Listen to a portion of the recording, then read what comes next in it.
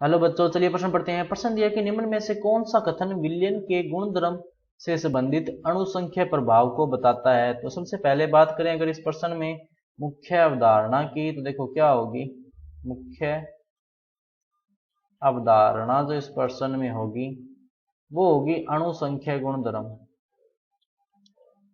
अणुसंख्य गुणधर्म कौन से होते हैं? अणुसंख्य गुणधर्म ऐसे गुणधर्म जो अणुओं की संख्या पर निर्भर करते हैं। अब देखो इसने पहला क्या बोला है कि शुद्ध जल का वाष्प दाब नाइट्रिक अम्ल मिलाने पर घटता है। दूसरा बोला है कि शुद्ध जल का क्वथनांक एथेनॉल मिलाने पर घटता है। अब देखो अणुसंख्या गुणधर्म जो है उन्हीं जगह काम करते हैं जहां विलायक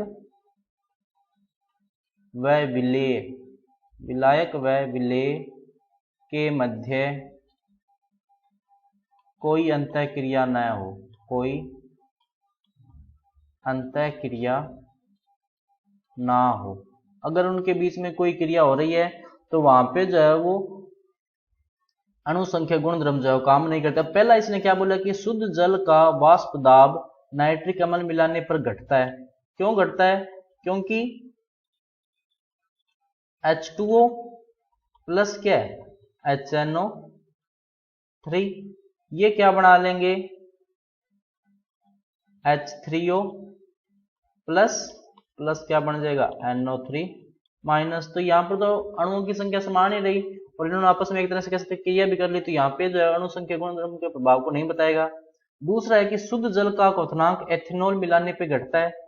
तो शुद्ध जल हो गया H2O और एथेनॉल जब इसमें मिलाएंगे अपने तो इसमें क्या बनेगा? हाइड्रोजन बंध बनेगा। अब हाइड्रोजन बंध बनने के कारण इसका जो क्वथनांक है वो कम हो जाएगा, क्योंकि जल में जो है वो हाइड्रोजन बंध अल्कोहल की तुलना में क्या होते हैं? ज्यादा होते हैं। तो ये कथन भी सही है, लेकिन इसमें जो है अणुसंख्या गुणधर्म का जो है प्रभाव नहीं है।